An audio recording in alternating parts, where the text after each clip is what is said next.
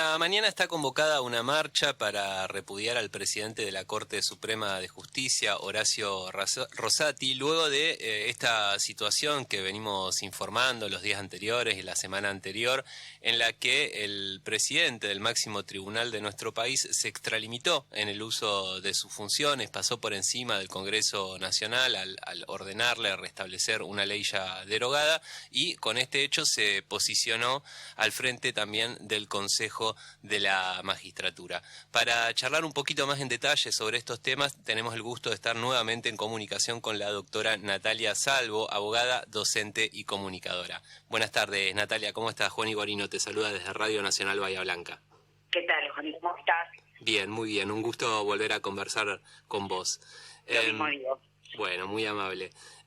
La cuestión de la Corte Suprema, esto que yo de alguna manera sintetizaba en esto de la extralimitación en el uso de sus funciones, aquí en nuestra ciudad no ha encontrado mucho eco esta noticia, donde por ahí algunos colegas están más entusiasmados con el hecho de que una consejera sea justamente de nuestra ciudad, pero corriéndonos de eso, me gustaría si usted pudiera hacer una breve síntesis de lo que ha ocurrido y qué es lo que motiva esta movilización, porque por ahí muchos bahienses no terminan de entender qué es lo que ha sucedido.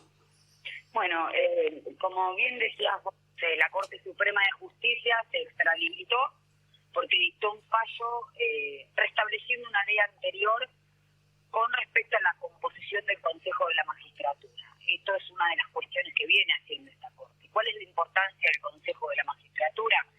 Justamente es el organismo que designa y remueve jueces y maneja la caja del Poder Judicial. Ajá. A raíz de este fallo es que se volvió a ampliar la cantidad de miembros, esto con el argumento de que no estaba asegurado el equilibrio entre los distintos estamentos que están en el Consejo. En este caso la Corte consideró que había una preeminencia del poder político, justamente, y a raíz de ese fallo desembarca en el Consejo de la Magistratura como presidente, es decir, se autovota, vota un fallo a su favor y desembarca en el Consejo el presidente Rosati. Pero la verdad que la marcha de mañana no tiene que ver solamente con este fallo, sino que tiene que ver con una secuencia de acciones y omisiones por parte de la Corte.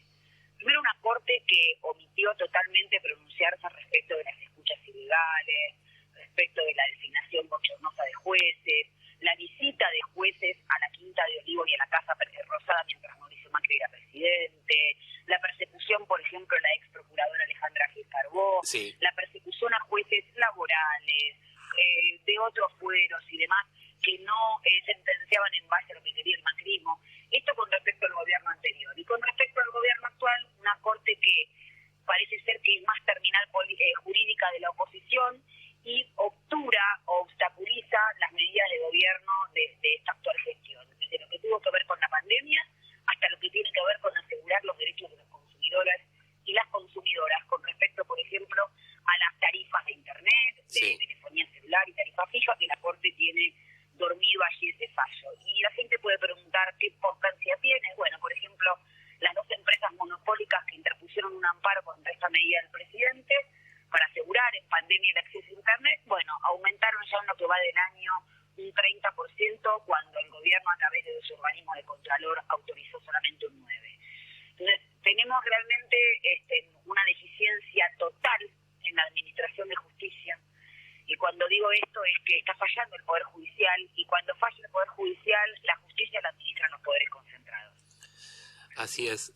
Doctora, ¿qué sectores se movilizan mañana y cómo ha surgido esta convocatoria, más allá de todo lo que usted nos ha narrado, que evidentemente son una serie de sucesos que se van desarrollando y que van generando un malestar, una serie de reclamos, pero específicamente la convocatoria de mañana, ¿cómo surgió y quiénes son los sectores que la están convocando activamente? Bueno, surge, eso sí, como respuesta al último fallo de la Corte y lo que sucedió con respecto al Consejo de la Magistratura, el desembarco de Rosati en el Consejo, pero fue un síntoma más, porque esta es la segunda marcha en el año. El 1 de febrero hubo otra, reclamando exactamente lo mismo, la democratización del Poder Judicial, una justicia federal que no le dé la espalda al pueblo, con perspectiva de género. Y la verdad que los principales convocantes, y hay que decirlo, habrán escuchado en la conferencia de prensa, son los organismos de derechos humanos. La verdad, pilares en la búsqueda de la justicia, en este caso de la transparencia de un poder judicial, sin ningún tipo de petición por fuera de estos dos lemas en los que nadie puede estar en contra, una justicia verdaderamente independiente, no solamente el poder político, sino el poder económico, y son los principales convocantes, abuelas, madres de Plaza de Mayo, la Asamblea Permanente por Derechos Humanos, también están los sindicatos, por ejemplo, está el sindicato de camioneros, el sindicato de judiciales, el CITRAJU, organizaciones de abogados y abogadas como la FINTEGRO, el Frente de Abogados Populares, la Corriente de Abogados Laboralistas 7 de Julio, es decir, un espectro muy amplio de movilización social, pero como también bien decías vos, hay un cerco mediático importante en lo que tiene que ver con la terminal judicial de la oposición con la Corte. Sí, escuchaba atentamente lo que decía y quería agregar una cosita más. Usted hablaba de algunas causas que la Corte las duerme y hablaba también de las organizaciones de derechos humanos en esta convocatoria. No puedo dejar de recordar, ¿no?, que el genocida Mazot, ex dueño de la Nueva Provincia, tiene una causa por delitos de lesa humanidad en la Corte Suprema y duerme hace ya varios años. Así que también... Sí, exactamente. Y bueno, usted también sabrá la situación que tenemos aquí en nuestra ciudad, donde hubo al menos 3 atentados de gran importancia. Algunos de ellos están siendo investigados por la justicia federal y tampoco tienen avances. Así que bueno, tiene que ver también con el combo. No quería dejar pasar esto también para mostrar cómo estas cosas también tienen que ver con el territorio en el que estamos nosotros, digo, los bahienses. Pero le quería consultar también qué pasa el día después de esta marcha, ¿no? Porque muchas veces uno, como buen ciudadano, ¿no?, se involucra, participa, marcha, reclama, pero luego tiene que venir algo después de eso. ¿Qué es lo que tendríamos que esperar los que queremos tener una justicia independiente en nuestro país? Me refiero a los pasos concretos, digo, porque alguna vez se habló de la autodepuración de la justicia, o del Poder Judicial, pero uno no creería, no cree que vaya a pasar eso.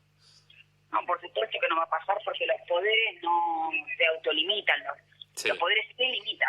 Y esto tiene que ver con varias opciones. Una decisión política, sin lugar a dudas, como existió en otros momentos de nuestro país, en el año 2003, por ejemplo, en relación a la Corte, un perjuicio de que exista o no la correlación de fuerzas. Y después un cambio profundamente cultural que tiene que ver con lo que pasó, por ejemplo, hace 5 años, el último 3 de mayo del 2017, cuando un arco amplísimo de la sociedad salió a decirle nunca más a esta Corte que había dado el beneficio del 2x1 a quienes habían cometido delitos de lesa humanidad. Esa movilización social también es la dimensión social de la limitación al Poder Judicial, que es el único poder del Estado que no se democratizó después de la última dictadura cívico-militar, y por eso digo que la decisión es una decisión política, sin duda, porque es un poder político que se está arrogando facultades legislativas y ejecutivas también en el cogobierno a través de sus fallos. Sí, claro. Y que lo dice prácticamente de manera explícita, con lo cual creo que, te reitero, es una decisión política, ya hay creo proyectos incluso de ampliación de la Corte, pero también tiene que ver con un reclamo y una interpelación popular de que hay un poder judicial o un poder constituido del Estado que no está funcionando. Y acá tenemos justamente, como usted decía, un poder judicial que no está funcionando, un poder legislativo que está tratando varios proyectos, por ejemplo, para ampliar la Corte como una suerte de salida política a todo esto, pero falta el tercero de los poderes, que es el Poder Ejecutivo, y uno a veces no entiende a qué se refiere o por qué guarda silencio el presidente. ¿Qué opinión le merece esta situación que él, como titular de uno de los poderes, no se pronuncia al respecto de esto que está sucediendo? Bueno, yo la verdad que no quiero ser exégeta o intérprete de lo que piensa el presidente de la Nación. Sí, desde mi punto de vista y de mi humilde opinión, como abogada, incluso creo que es un momento de pronunciarse justamente a tenor de esta situación, ¿no? Los poderes no se limitan y están franqueando la gobernabilidad por parte de las mismas atribuciones del presidente, y esto lo digo justamente porque la República es un sistema de pesos y contrapesos, y acá hay un poder que se está haciendo cada vez más exorbitante y que pretende gobernar, es decir, comerse atribuciones presidenciales y también legislativas, es decir, ir por las atribuciones del órgano más representativo del pueblo, que es el Congreso, con todas las filiaciones y diversidades políticas que hay hacia adentro. Sí. Y digamos, con estos proyectos de ampliación de la Corte, ¿cómo se puede sortear el problema de los consensos? Digo, porque en algún momento, en 2020 especialmente, se hablaba, ¿no?, de la reforma de la Ley de Consejo de la Magistratura y finalmente no se pudo lograr porque los números no le permitían al oficialismo pasarlo en la Cámara Baja. Hoy los números son peores para el oficialismo que los de hace 2 años. Y si hablamos de designar supremos, tengo entendido que se hace con 2/3 del Senado, con lo cual es una dificultad aún mayor encontrar esos consensos. ¿Cómo se podría resolver este escollo? Yo creo que se resuelve siempre con más política. Estamos complicados en ese sentido, como decís vos, por los números legislativos, pero por eso puse ejemplos en nuestro país donde históricamente también tuvimos esa complejidad. Desde ya que hay que salir a construir consensos, pero no desde la omisión, no sé cómo decirlo, desde el posibilismo, ¿no? Porque yo escucho muchos análisis que tienen que ver con lo posible o no posible. Y hace poquito se cumplió otro aniversario más de la conmemoración del Día del Trabajo, y el 30 de abril, 45 años de la primera ronda de abuelas de Plaza de Mayo. Quiero saber yo si a esos dos colectivos, tanto a las madres y a las abuelas como a los trabajadores y las trabajadoras que se iniciaron con los mártires de Chicago, ¿no?, que es lo que se conmemora, ¿cómo era la correlación de fuerzas ahí? Evidentemente no había mucha correlación de fuerzas favorables.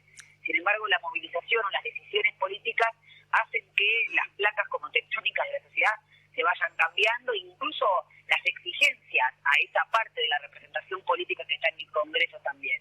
Entonces creo que es fundamental verlo desde ese lugar. Coincido. La política bien entendida de alguna manera logra hacer posible lo imposible.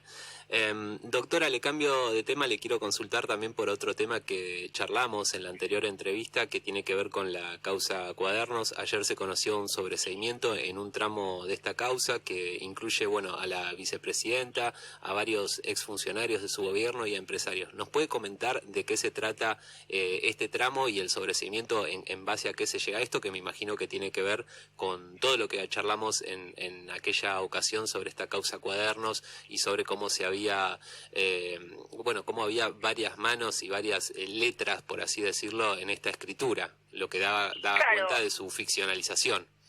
La causa Cuadernos, que es la causa madre donde este subtramo que habla de la obra pública, está fundada en una prueba que es absolutamente apócrifa, está adulterado, tiene sobrescritos, lo que habíamos conversado la vez pasada.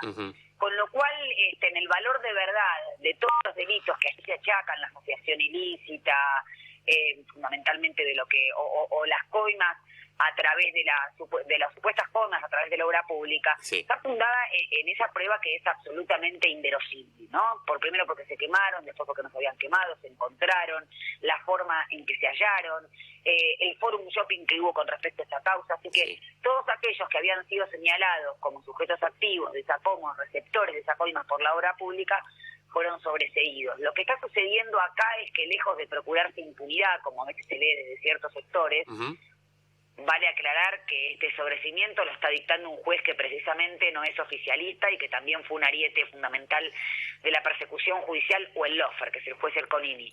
Sin embargo, no hay pruebas como para considerar autores o coautores o partícipes de los delitos que se están investigando. Es una causa que es verdaderamente disparatada. Esto, quienes vimos o estudiamos un poco la causa, sabíamos que iba a suceder tarde o temprano, porque es una causa que no tiene ningún tipo de andamiaje legal, es una causa mediática, es una causa armada, fogoneada por los mismos medios de comunicación y con la alianza fundamental e imprescindible de ciertos sectores del Poder Judicial. Y en el caso de este fallo, de este sobreseimiento que llega justo ahora, uno a veces especula, ¿no?, por los momentos en los que los jueces toman sus resoluciones. Yo pensaba, ¿tendrá algo que ver con que Ercolini tiene que decidir sobre el procesamiento de Macri en la causa por espionaje a familiares de tripulantes del ARA San Juan? Probablemente, porque es otra de las facetas del lawfare, no hay que olvidarse. Uno es el armado de causa, el encarcelamiento violando el principio de inocencia de aquellos que están siendo investigados, y otra es procurar la impunidad de aquellos que perpetraron ese plan. Como por ejemplo Mauricio Macri, donde a través del fiscal Iturbe, que fue el que está dictaminando que hay que revisar el procesamiento de Mauricio Macri, que hizo el juez de Dolores Martín Baba, designado incluso por Casal, o el otro procurador interino y puesto también como consecuencia de la persecución de Alejandra Fiscalvo, tenemos que ahora se va agilizar el procesamiento de Mauricio Macri, y lo mismo que sucede en la causa D'Alessio, que pasó a Comodoro Pi con los procesamientos firmes del fiscal Stornelli.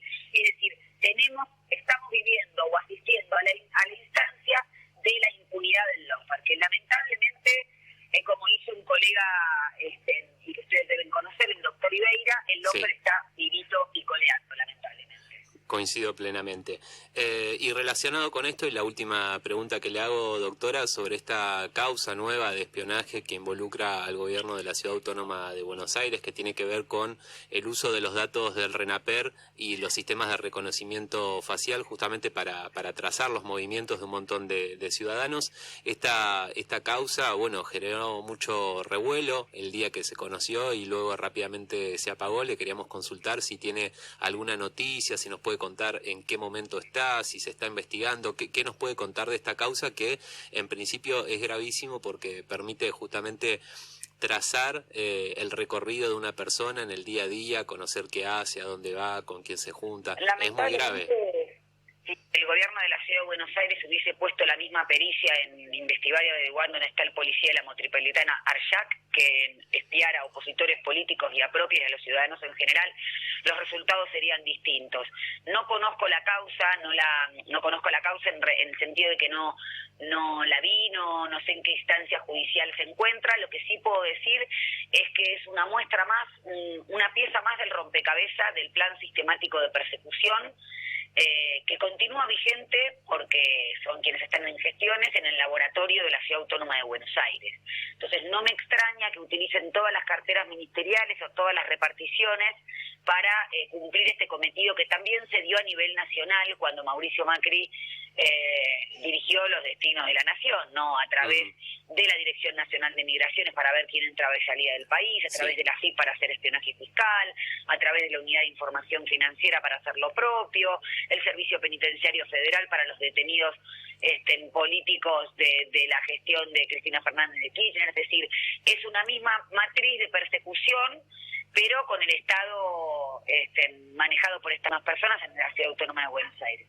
Clarísimo, doctora, muy amable, muchísimas gracias por su tiempo. Como siempre, disfruté mucho la charla y ha sido muy clara y nos ha ayudado a entender bien qué es lo que se tratan todas estas causas que por ahí para la persona de a pie que las escucha muchas veces no sabe de qué se trata cuando se habla de espionaje, de los cuadernos, del Consejo de la Magistratura. Así que, como siempre, muy agradecidos. No, gracias a ustedes. Hasta luego. Hasta luego. Era la doctora Natalia Salvo.